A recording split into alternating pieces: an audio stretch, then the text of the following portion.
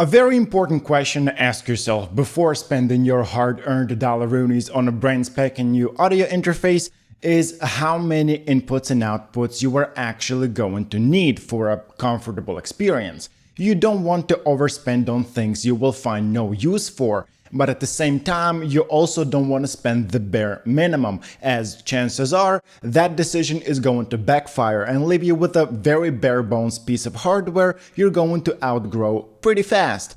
And after that, it's just back to square one with shopping for a new interface. The greedy man pays twice. So what is a good answer to that question? As you might imagine from the endless tier lists out there, the answer is going to differ based on your current needs, current wants, and long-term goals. More on that later. Whether you are looking for one of these for everyday use or as a professional investment, let's quickly remind ourselves of the common inputs and outputs you can find on one. Of course, you're going to find a way to connect your interface to a computer, as well as different inputs to connect other equipment to said interface. We're talking XLR inputs for microphones, quarter-inch jacks for instruments, although it is to be said that most often than not you're going to find combo inputs that can plug in either, like the ones on this Scarlett. You're also going to find a way to plug your headphones via either a 3.5mm jack or a quarter-inch jack.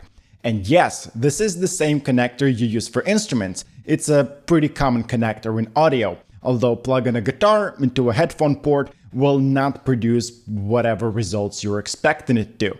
And then finally, you will likely find some outputs to connect your speakers to said interface as well. The number of any of these will depend on the interface itself, but I think it's going to be pretty fair to say that most interfaces with an average consumer in mind are going to have at least two combo inputs. That's the one that can connect both XLR and quarter-inch, one headphone output, and two speaker outputs. And the reason this seems to be the baseline is because this is what most people are going to be satisfied with.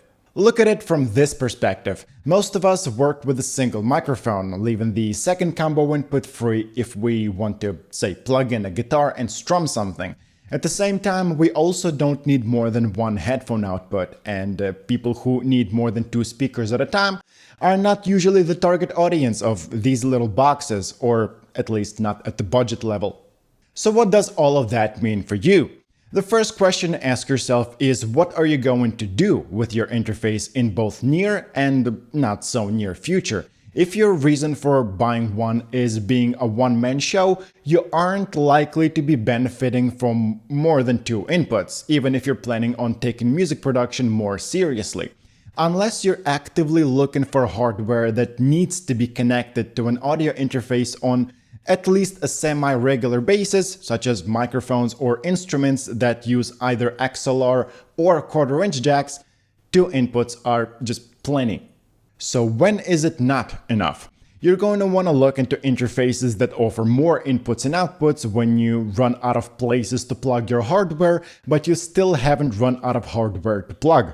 This usually happens when you want to record more than one person at a time, which is common if you're working with bands. Or, for example, looking to start a podcast, where all of the people are going to be recording in the same room.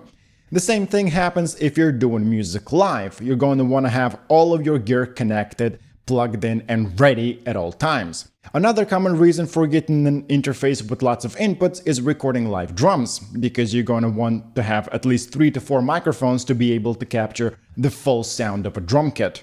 However, if you are looking to get to that point but aren't quite there just yet, you have two options.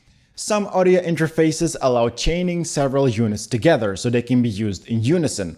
And it is an option if you want it to be, but I'm more of a fan of the other one. Take a real good look and count how many things absolutely need to be plugged into your interface. And I'm talking microphones, I'm talking instruments, I'm talking headphones and speakers.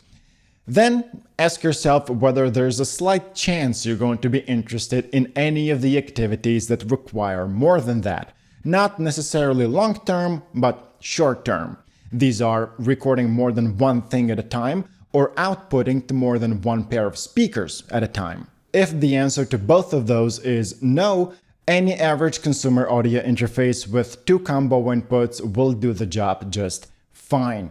And the only reason I'm not usually recommending one input interfaces is simply because they give me anxiety, and I like to have a little headroom in case of one of the inputs failing.